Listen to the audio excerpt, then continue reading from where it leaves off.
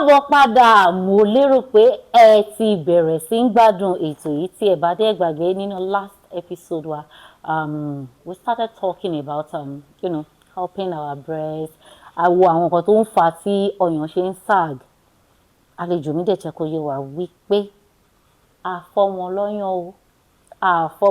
o possibility wà kí rò fọ́ọ̀lù o. All right, okay, I'm not laughing actually. But ṣé mo pé it's all gbogbo àná la wà involved. Tí ẹ bá dẹ̀ gbàgbé, àlejò mi, she's a medical practitioner. Àwọn ni Modupe Olufisoye. Àmọ́ ṣá kí wọ́n tó bẹ̀rẹ̀ sí ní máa dáhùn ìbéèrè mi lọ. We'll be right back. Ẹ káàbọ̀ padà, ètò tí wá bẹ̀rẹ̀ sí ń tẹ̀síwájú mọ́mọ́ Modupe Olufisoye, ẹ kú kalẹ̀. Ẹ ṣeun. Inú mi máa ń dùn gbogbo ìgbà tí máa ṣe láǹfààní láti wá yín sọ̀rọ̀ because number one, ẹ̀yin gangan fúnra yín, no dull moments. And secondly, ó dàbí eré ni, but we talk about our health, which is very important. Okay, so and in the last episode we started talking about ṣé ká sọ pé quest fún kí ọyàn má di falling hero. And ara ìgbésẹ̀ tó ṣe wípé àwọn obìnrin wa láyé òde òní ń gbé òní pé they go under the knife, go through procedures and just for these heroes not to fall. Ẹ sọ̀rọ̀ pé lifestyle náà ó wà ńbẹ̀ tó ṣe wípé could help èmi tí mo wò pé mi tí ìdarúgbó yes mo ti fọ́mọ lọ́yàn but I still want to maintain that look. You understand that look kí n wọṣọ kó dúró dáadáa lára mi. I have this confidence. Are there things I can do to just help this breast to still remain standing, even if it cannot be like before now? Okay. Every action take right from the beginning of our femalehood life has a great impact on how that breast will look even towards the advanced age of our life.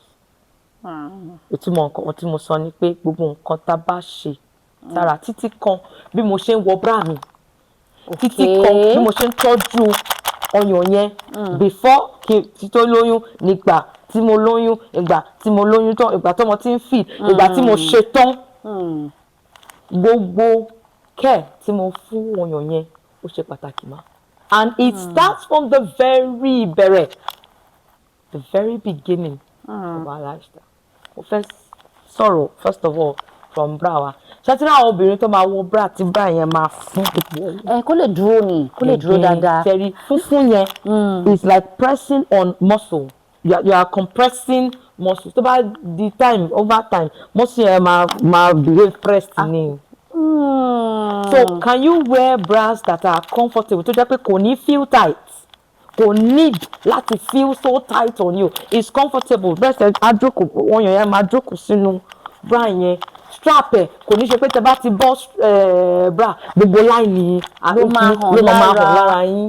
Why must it be so tight? Why must it be digi? It's not necessary. Ìyí kejì tó bá ti di time oyún or tó bá ti di time téèyàn ń dàgbà ṣe mọ àwọn ọmọ 14 àwọn ọmọ 15 ọyàn máa bẹ̀rẹ̀ sí jáde. You'll be wearing on either top bras or bras for them. You need to teach them pé tọ́yàn yẹn bá ti ń tóbi sí kan switch sí the next size tó bá ọyàn. The same thing náà la máa ń sọ fáwọn ìyá tó bá lóyún pé as you are advancing in pregnancy o bí oyún yìí ṣe ń lọ bó ṣe ń dàgbà sí o ọyàn yẹn máa tóbi sí ni o.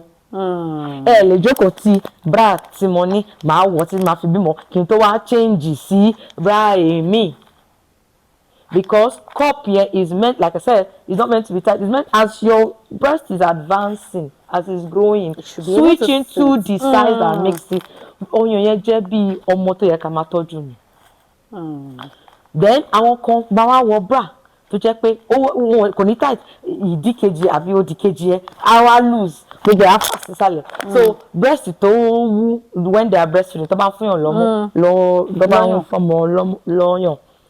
Breast tó bá ti kó sínú bra gbogbo ẹ̀ àwa relax right gbogbo ẹ̀ máa bí owó dá sílẹ̀ ni. When the breast ò ní muscle nínú ọyàn kò ní muscle ó ní tissue tó jẹ́ pé ó máa fill up pẹ̀lú ọyàn á reduce á fill up pẹ̀lú omi ọyàn yẹn á reduce. The way you manage it throughout this period, bẹ́ẹ̀ 1 year ló fi breastfeed ọmọ ẹ̀ o, àbí 1.5 years, how you get the breast to get used to falling and rising will determine the slipper's nature of that breast. Oh. So ó full, o kò wọ bra lásán, o kò wọ bra ní ṣàkàṣàkà, gbogbo ẹ̀ ń dance nísàlẹ̀. Àbó ó kún, o kò ń rìn, o mú bra yẹn kò fi mú dání kò fi fún ní carriage there. Gbogbo ẹ̀ kò ń ṣe kí ni. All of these will lead to the tissue of the breast feeling very downward. How we manage it through gbogbo nǹkan tá a bá go through gẹ́gẹ́ bí obìnrin speaks. Recently, àwọn kan máa fi cream sí gbogbo ọyàn yẹn in the name of wọ́n fẹ́ kó wà bloated, not bloated, wọ́n fẹ́ kó stand, wọ́n fẹ́ kó sì ní omi sára so that look obìnrin. The problem I have with that is gbogbo experience and gbogbo action yẹn gbogbo ẹ̀ ló máa affect gbogbo cell ibi tọ́yàn yẹn wà. And at the end of the day, instead of having ọyàn tó dá dúró naturally tó lè sustain ara ẹ̀ even after you are done, it's unable to stand firm again because all your protocol of jákòjúrò ó sì padà wá di falling irú pátápátá. So whatever we do sọyàn yẹn, each time tá a bá ń sọ fáwọn èèyàn during their antenatal classes, a máa ń sọ fún wọn pé tí ẹ bá ń wẹ̀ láàárọ̀ ẹ máa wo ọyàn yẹn ṣó ń grow abnormal, ṣé ó ń change in colour, ṣó ń wú níbì kan, ṣó ń yàtọ̀, ṣé kàn ń tóbi ju kejì lọ. Those are things that you need to look at to be sure that ọyàn yẹn wà okay. But tá a bá fojú sí àwa kọ́ àti wò pé automatic ni. And it doesn't work like that. It's like your face. If you can pay attention sójú yín, then you can pay attention to your breast. Wow. Yeah. Okay. Ẹ ti bá wa sọ̀rọ̀ lórí yẹn. But nísìnyí these days, just like bá ṣe sọ ní ìbéèrè ètò yìí pé it's kind of it's our confidence. And that's why a whole lot of ladies could go to any length just to àlógúdọ̀ dúró ní sẹ́. But ẹ jẹ́ kó yé wa pé ọjọ́ orí gan ṣì máa jẹ́ kí slippers ó padà wá last náà ni. But then ẹ jẹ́ ká sọ̀rọ̀ nípa àwọn procedures yìí medically. Ẹ̀yin gẹ́gẹ́ bí onímọ̀ nípa ètò ìlera, number 1, ojú wo lẹ fi wò? 2, àwọn procedures wo gan ni wọ́n máa ń ṣe? Ẹ ṣe gan ni ma, and mo fẹ́ jẹ́ ká rántí wípé ara wa gẹ́gẹ́ bí a ṣe sọ tẹ́lẹ̀, ìtọ́jú tá a bá fún ara wa ló máa jẹ́ kí ara wa kó dúró, tó jẹ́ pé àìsàn oríṣiríṣi kò ní máa jẹ́ ká lọlẹ̀. Ṣé rí kí làwọn nǹkan táwọn obìnrin ṣe these days ní ọjọ́ òní báyìí tó jẹ́ pé wọ́n máa fi ń try láti jẹ́ kí ọyàn dúró. Oríṣiríṣi láti rí mà, oríṣiríṣi láti rí. And most of it àti rí kì í ṣe pé medically àgbà fáwọn kan, àwọn kan fi bẹ́ẹ̀ faramọ́. Ó náwọn oògùn táwọn obìnrin kan máa ń lò tó jẹ́ pé tó bá ti lò ó máa jẹ́ kí ṣe àwọn pé mo mention pé hormone ara tó bá ti ń lọlẹ̀. So àwọn obìnrin wá máa lo àwọn oògùn yẹn láti jẹ́ kí gbogbo ara wọn kó dúró dáadáa such that tó bá ti ń dàgbà kò ní ṣòpọ̀ ti dàgbà. Àwọn oògùn yẹn they are made as hormonal pills or the hormone pill oríṣiríṣi. Ìyẹn ẹyọ kan, so tó bá ti lò ẹ máa rí èèyàn tó jẹ́ pé 55, 60, 65 year old a máa rí bí ọmọ 25. Gbogbo feature ara rẹ̀, hip ẹ̀ sì máa wà déédéé, ọyàn sì máa dúró, ojú ẹ̀ ò ní fall. Ó ti ẹyin mà, so a sì dúró because àwọn hormones ẹ̀ sì jẹ́ kí gbogbo skin ẹ̀ sì wà strong and firm. That's the word. Ó ti ẹyin mà, so ìyẹn one level of intervention. Ìkejì ni kán decide pé wọ́n fẹ́ ṣe iṣẹ́ abẹ, kán go under the knife to reconstruct. Reconstruction yẹn oríṣi méjì la ní. Oníkan tó máa ń pè ní breast lift, oníkan tó máa ń pè ní breast reduction. Breast reduction meaning that kọ́yàn dínkù. Yes, breast reduction wá jẹ́ fáwọn ladies tó jẹ́ pé ọyàn wọn tóbi gan so that wọ́n ti bímọ wọn tí bímọ ọyàn yẹn tóbi.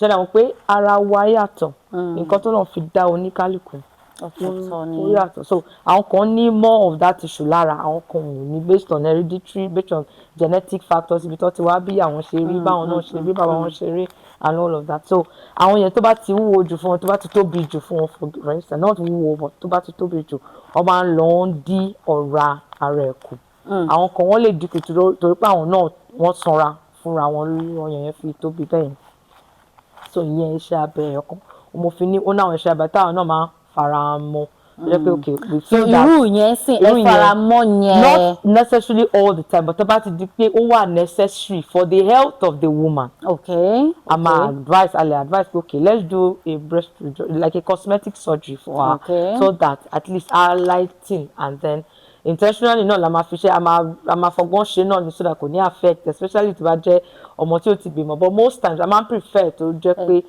ó ti bímọ tán ká tó ṣiṣẹ́ abẹ fún ọyàn kankan. Tálákọ̀ọ́kọ́ tí mo mention ni breast lift kẹ́yìn bíi pé kéèyàn gbé ọyàn sókè so breast lift yìí again is another surgical procedure but this time breast lift yẹn ọyàn normally wọn ò fi kankan kún o but wọ́n máa ṣe iṣẹ́ abẹ tó jẹ́ pé side ibi tó ti ságì yẹn wọ́n á fi ọ̀bẹ sí wọ́n á gé kúrò wọ́n á rán padà so that ọyàn yẹn máa dúró padà sún sókè ó ti yẹn now ìyẹn náà tó jẹ́ pé obìnrin fẹ́ ṣe a máa advice pé kó ti bímọ tán kó tó ṣe medically do we consider it very necessary not in every case la máa ń fi pé ó wà necessary ṣe mọ̀ cosmetics and like you said self confidence obìnrin these are the extreme lengths táwọn èèyàn máa ń lọ these days just to make sure pé ọyàn yẹn padà wá sókè. Nínú breast lift yẹn another inclusion or another kìíní tó lè ṣẹlẹ̀ ni pé àwọn kan máa ní ọyàn wọn ò tóbi tó size tó fẹ́ kó rí kò ọyàn size ọyàn wọn ò bá ara wọn so wọ́n máa ń ṣe something like an enhancement bí pé kán fi ọyàn kún kán fi ọyàn kún ọyàn so ó ní special tissue kan tó máa bí silicone báyìí tó máa add sí tó jẹ́ pé àwa jẹ́ kí ọyàn yẹn wá tóbi sí àwa wà more bouncy a lot of our social ladies ló máa ń fẹ́ ṣe kó ṣàlè wọn sáká kiri kó dúró yìí dídúró yẹn ó máa show pé ọyàn yẹn ó healthy ó roboto ó ṣe kí so that's the extra enhancement tó lè ṣe sí ọyàn yẹn so these are àwọn different things tí wọ́n ṣe fún ọyàn. ẹ̀yin wa ṣe rí ibi tádé yẹn ni a máa ti tẹ̀síwájú nínú next episode àwọn nǹkan tí a lè ṣe láti fi ran ọyàn pàápàá jùlọ àwọn iṣẹ́ abẹ tó ṣe pé à ń ṣe láti jẹ́ kí ọyàn dúró bíi tìgbà tá àti ìbímọ àbí nígbà tá a ṣe wà ní ọmọge ìyẹn ọmọ oge yẹn ẹ má gbàgbé àlejò mi wà ń kalẹ̀ next episode is just coming right away.